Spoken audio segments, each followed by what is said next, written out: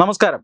Indian സൈന്യം ഇടപെട്ടുകൊണ്ട് സ്വാതന്ത്ര്യം നേടിക്കൊടുത്ത, പാകിസ്ഥാനിൽ നിന്നും സ്വാതന്ത്ര്യം നേടിക്കൊടുത്ത ഒരു രാജ്യമാണ് ബംഗ്ലാദേശ് എന്ന് നമുക്കറിയാം. പക്ഷേ ഇന്ത്യയും ബംഗ്ലാദേശും തമ്മിലുള്ള ബന്ധം ഇപ്പോൾ അത്ര സുഖകരമല്ല എന്നും നമുക്കറിയാം. അതിൻ്റെ ഏറ്റവും പ്രധാനപ്പെട്ട കാരണം ഇസ്ലാമിക തീവ്രവാദികൾ, രാജ്യത്ത് ഇസ്ലാമിക തീവ്ര സ്വഭാവമുള്ള സംഘടനകളുടെ സ്വാധീനം വർദ്ധിച്ചു വരികയും അവർ ഇന്ത്യയിൽ നിന്ന് വേർപെട്ട് പാകിസ്ഥാനോട് തങ്ങളുടെ രാജ്യം പോകണം എന്ന് ആഗ്രഹിക്കുന്നവരുമാണ്. ഇതിൻ്റെ ഭാഗമായിട്ടാണ് അവിടെ ജനാധിപത്യപരമായി തിരഞ്ഞെടുക്കപ്പെട്ട ഒരു സർക്കാരിനെ ഈ കഴിഞ്ഞ ഓഗസ്റ്റ് മാസം അട്ടിമറിക്കുകയും പട്ടാളത്തിൻ്റെ നേതൃത്വത്തിൽ അവിടെ ഒരു ഇടക്കാല സർക്കാരിനെ അവരോധിക്കുകയും ചെയ്തത്.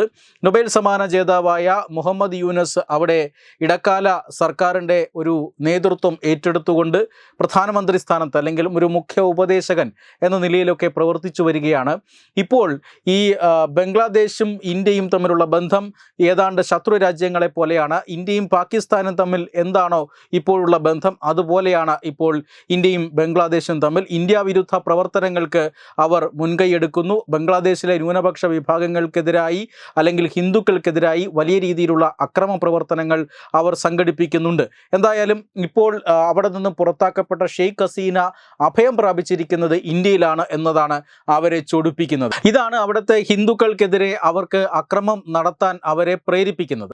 എന്തായാലും ഇന്ത്യക്കെതിരെ വലിയ വെല്ലുവിളികൾ അവിടുത്തെ ഭരണകൂടവും അതുപോലെ തന്നെ മുൻ സൈനികരുമൊക്കെ ഈ കഴിഞ്ഞ ആഴ്ച നടത്തുന്നത് നമ്മൾ കണ്ടതാണ്. ഇന്ത്യയെ ആക്രമിക്കും, അതുപോലെ തന്നെ ഇന്ത്യയെ അസ്ഥിരപ്പെടുത്തും, ഇന്ത്യയെ വിവിധ പ്രദേശങ്ങളായി വിഭജിക്കും എന്നൊക്കെയുള്ള ഭീഷണികൾ ബംഗ്ലാദേശിൽ നിന്ന് വരുന്നത് നമ്മൾ കണ്ടു.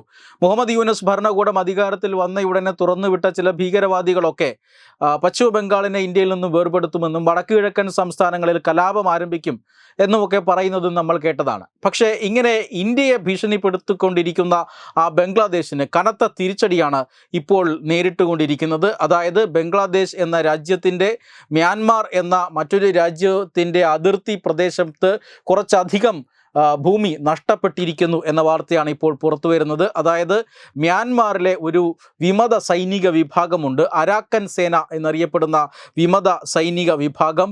ഈ വിഭാഗം ഇപ്പോൾ ബംഗ്ലാദേശ് സൈന്യത്തെ ആക്രമിച്ചിരിക്കുന്നു എന്ന് മാത്രമല്ല, മ്യാൻമാറിനോട് ചേർന്ന് അതിർത്തി പ്രദേശത്ത് നിന്ന് ഏതാണ്ട് 370 കിലോമീറ്ററോളം ബംഗ്ലാദേശിനകത്തേക്ക് കയറിയിരിക്കുകയാണ് ഇപ്പോൾ അരാക്കൻ സൈന്യം.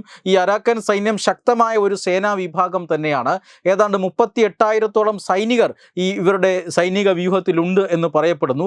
ഇവർ അതീവ ലളിതമായി തന്നെ അവിടെ കാവൽ നിൽക്കുകയായിരുന്ന ബംഗ്ലാദേശിൻ്റെ സൈനികരെ തുരത്തി ഓടിക്കുകയും 271 കിലോമീറ്ററോളം ദൂരം അതിർത്തി കടന്ന് അകത്തേക്ക് പ്രവേശിച്ച് വലിയൊരു ഭൂവിഭാഗം അവർ പിടിച്ചെടുത്തിരിക്കുന്നു. മാത്രമല്ല, തന്ത്രപ്രധാനമായ സെന്റ് മാർട്ടിൻ ഐലൻഡ് ഇപ്പോൾ ഏതാനും മണിക്കൂറുകൾക്കുള്ളിൽ തന്നെ ഈ സേനാ വിഭാഗത്തിൻ്റെ അധീനതയിലാകും എന്ന വിവരവും അവിടെ നിന്ന് വരുന്നുണ്ട്. തീർച്ചയായും ബംഗ്ലാദേശിലെ ഭരണകൂടത്തിനോ ബംഗ്ലാദേശിലെ സൈന്യത്തിനോ ഈ അരാക്കൻ സൈന്യത്തിൻ്റെ മുന്നേറ്റത്തെ തടയാൻ സാധിച്ചിട്ടില്ല. ഇന്ത്യയെ വെല്ലുവിളിക്കുകയും ഇന്ത്യയെ ആക്രമിക്കുമെന്ന് ഭീഷണിപ്പെടുത്തുകയും ഒക്കെ ചെയ്തുകൊണ്ടിരുന്ന ഒരു രാജ്യത്തിന് വന്ന ഒരു വിധിയാണിത്. കാരണം അവർ മുഴുവനും ഇന്ത്യ വിരുദ്ധ പ്രചരണങ്ങൾ നടത്തുകയും ഇന്ത്യൻ സൈന്യത്തിനെതിരായിട്ടുള്ള പ്രവർത്തനങ്ങൾ നടത്തുകയും ചെയ്തുകൊണ്ടിരുന്ന സമയമാണ്.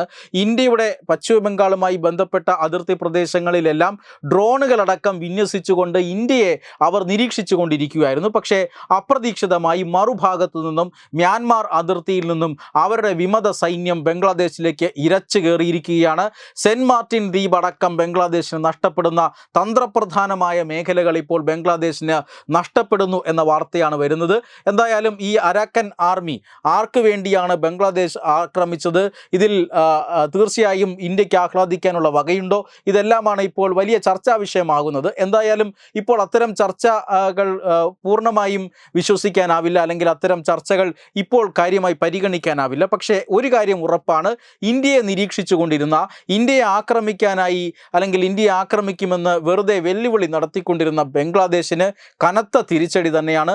മറുഭാഗത്ത് മ്യാൻമാർ അതിർത്തി പ്രദേശത്തുകൂടെ മ്യാൻമാറിലെ വിമത സൈന്യമായ അരാക്കൻ ആർമി ബംഗ്ലാദേശിൻ്റെ തന്ത്രപ്രധാനമായ മേഖലകൾ പിടിച്ചെടുത്തിരിക്കുന്നു.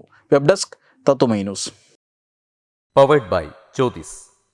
Realizing your dream home. Our ongoing luxury apartments projects are Crown near Karivattam, The Square near UST Global, White Manor near Aatugal Ambalathara and Evergreens Luxury Villas near Tirumala.